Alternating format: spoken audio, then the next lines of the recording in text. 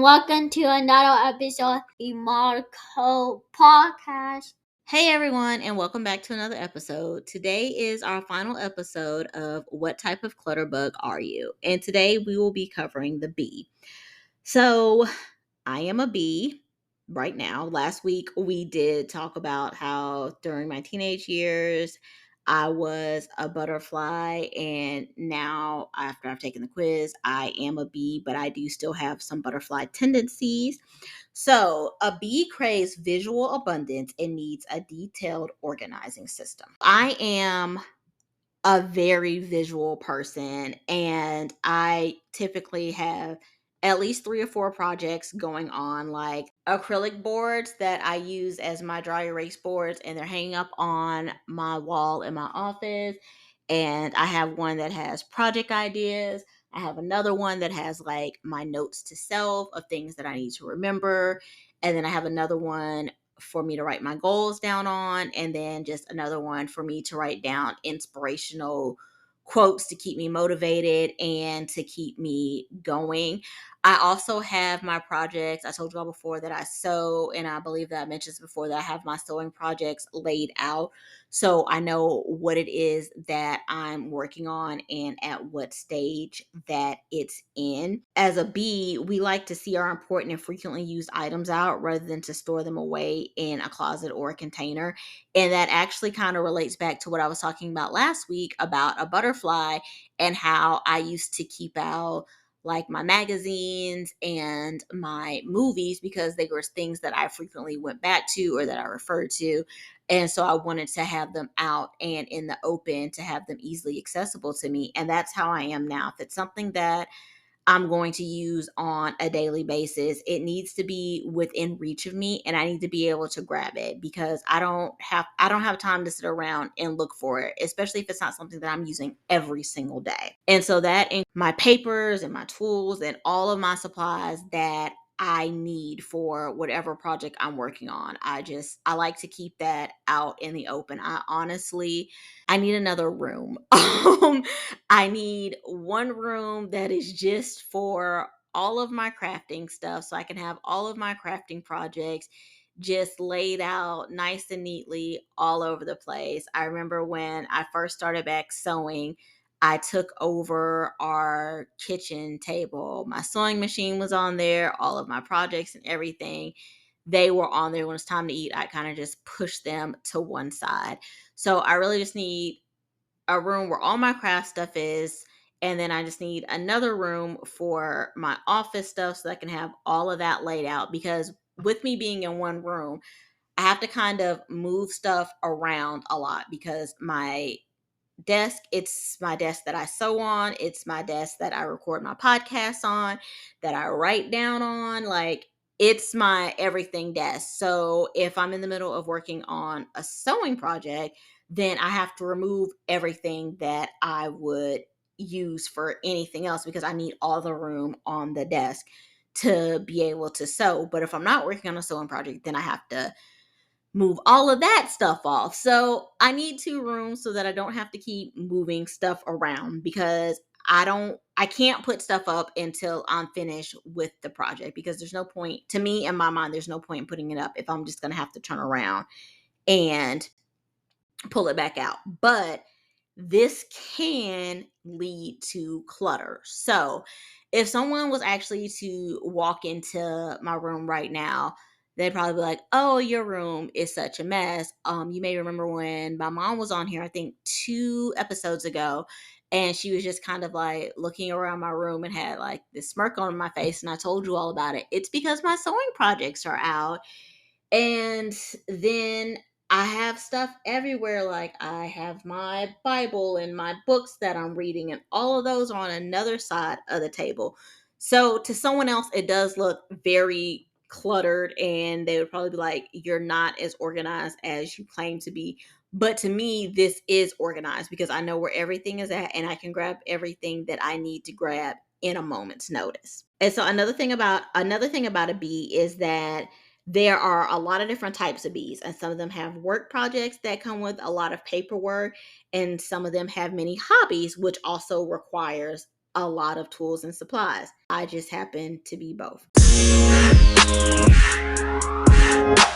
A bee is a bit of an organizing perfectionist, and we have everything carefully sorted and organized into categories. So, with my sewing projects that I currently have that I'm looking at on the floor now, I have them organized. I have 2 blankets that I need to finish. So, those are stacked on top of each other. I have a couple of zipper pouches that I need to finish. Those are stacked on top of each other. My tote bags that I need to do stacked on top of each other. The burp cloths and the bibs that I have stacked on top of each other. And then I have all my excess fabric, well, my extra fabric stacked up according to the type of fabric that it is, so that when I finish with the projects that I'm working on, I know what fabric I have available so I can know what project I need to do next. And then on one side of my desk, it's my Bibles and my books and everything that I need to grab. And then sitting in front of me right now is all of my stuff for my podcasting. So it's organized and it's sorted. But again, it can look clutterful to someone else. Another thing about bees is that some bees have home-based businesses, which can overrun the entire home with materials that could be necessary or could not be necessary. I think that all of my stuff is necessary. I do keep it contained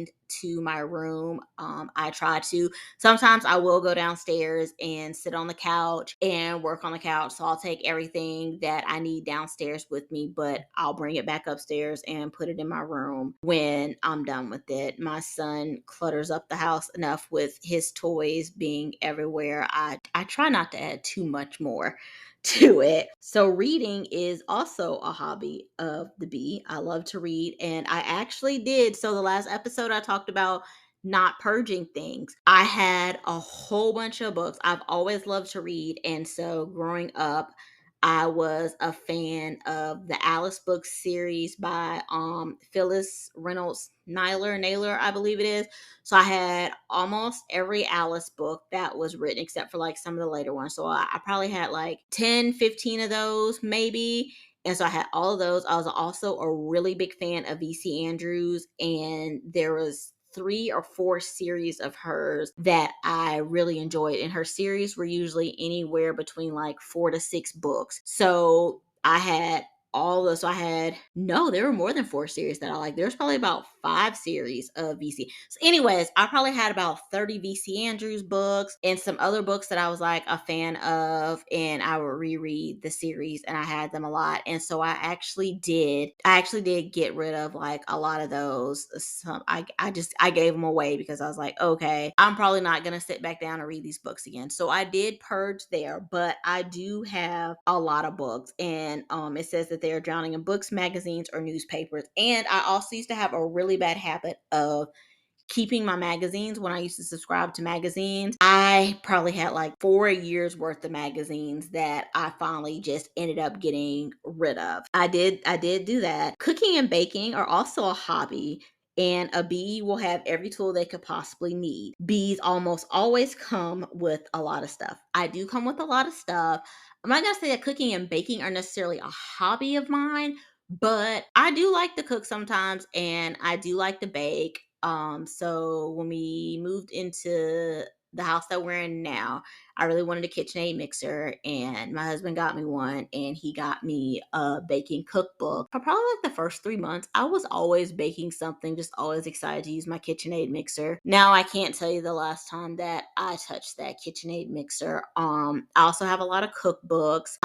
We maybe last year we went to Charlotte for the weekend, and we went to Crate and Barrel. Love Crate and Barrel. I miss going to that store. I just like to walk around in there and just look at all the stuff and get ideas. But anyways, went to Crate and Barrel, and they had a pancake spatula. Y'all, I don't make pancakes, but I had to have this pancake spatula because I just liked it. And I was like, oh, this will be so great for when I make pancakes. And my husband's like, you don't need a pancake spatula. You don't make pancakes. I was like, but what if I decide to make pancakes?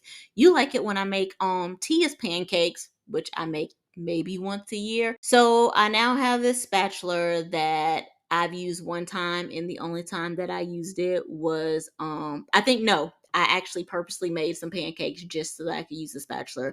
but I used that spatula once. I also had to have a lemon squeezer and a lemon zester, because when I was really into my cookbooks, a lot of recipes call for like a squeeze of lemon, or do not use those. I also had a potato masher.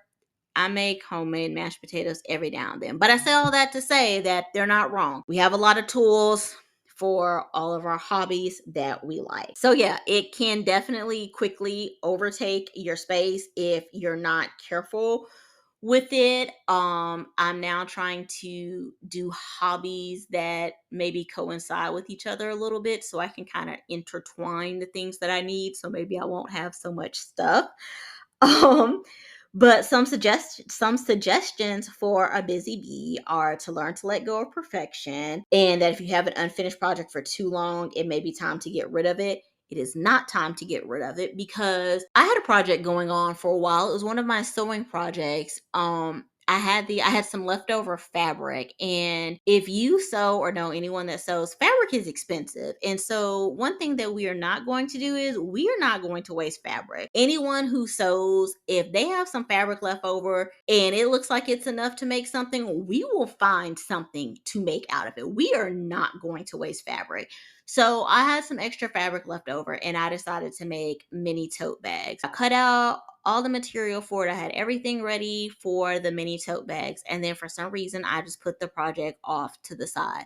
Well, anyways, I joined the sewing group at church, and they made the basis of it is blankets, but we make other stuff too. And I was like, oh, these little mini tote bags that I started making would be cute for something. Now we have the mini tote bags as well. So the project did come back in handy.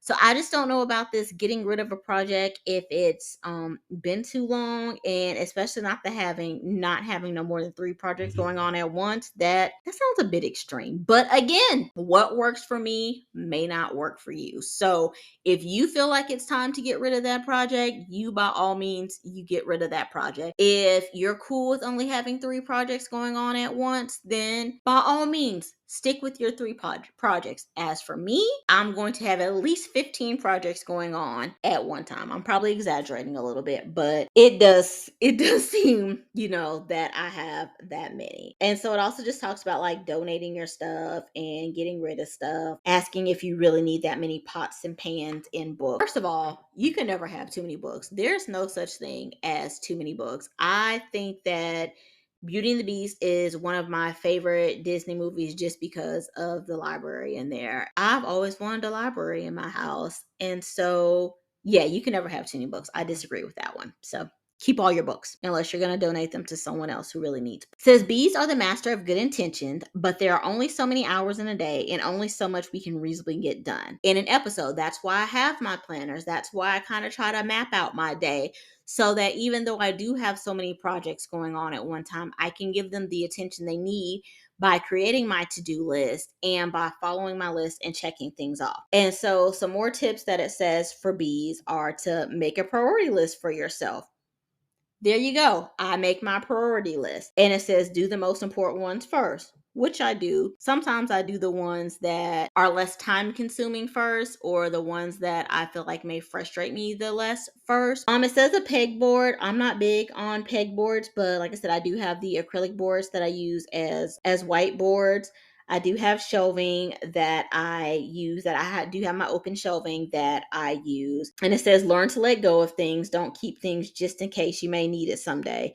If you don't love it and you haven't used it in a year, get rid of it. And for the most part, I would maybe say this is true except for random cords. If you have random cords in your house, do not get rid of it, because the second that you get rid of it, that's when you realize that you're going to need it. If you're like 34 and above, you probably have a random drawer or a closet or something that has, well, I shouldn't say, you probably have a drawer or a closet or a bin or something that just has all these random cords in there that you have no clue what they go to, but the minute you throw them out, you're going to find what it goes to. So hold on to those cords. And the last tip that it says is to schedule, which is what I do. You guys know I love a good schedule. I love a good routine. I think that I am pretty good on track with my tips as far as being a bee. I think that I'm managing myself pretty well. As a bee, I already do majority of these things. And so one last thing that it says that I also thought was well, it's not the last thing it says, but the last thing that I'm going to touch on that I thought was really cool was to do a time capsule purge. So it says to gather all the items that you're not using, but you're reluctant to let go of them. Put them into a box or container and put an expiration date on it. Then just write, if not used by March 2025, then donate it. And so it'll give you time to actually realize that you don't actually need it. So I do think that that is a good idea, is to do a time capsule purge. This concludes my series on what type of clutter bug are you. I really hope that you have taken the quiz. Again, if you have not, it will be linked in the show notes. I will also link the clutter bug website in there as well, so that you can go and take a look around there, and so that you can get tips. It gives you tips for working together as different types of bugs. It gives you more in-depth tips on how to get organized based on the type of bug that you are. It gives you different inspiration, and the website just has a whole host of knowledge out there. But I really just wanted to do this series because, as I said at the beginning of it, this is something new that I learned, and about the different organizing types, and it's just honestly helped me so much just trying to implement it these past few weeks. And you may identify as more than one bug, and you may have been one bug at one point in time in your life, and now you're a different bug at this point in time in your life. A year from now, 2 years from now, 10 years from now, you may be a completely different bug, or you may go back to the bug that you were many, many years ago. So as life changes and things transition, so do our habits, and so do what we do. It's just important to remember that what may work for you when it comes to organizing may not work for someone else. A roommate, or if you're married, or living with a significant other, or just cohabitating, sharing space with somebody, you are more than likely probably going to have a different organizing style than they are. So just finding ways to work together in ways that will work for all parties involved, I just think is really helpful. I hope you all enjoy this. I will talk to you all. Thank you for tuning in to another episode. Please share the episode with a friend, and don't forget to subscribe, follow, rate, and review. 5-star ratings and reviews helps the G.L.O.E podcast get on other shows' recommendation lists and helps new listeners to find me. Your 5-star review may be read on an episode. Also, if you would like to support this podcast, you can do so by clicking the link in the show notes.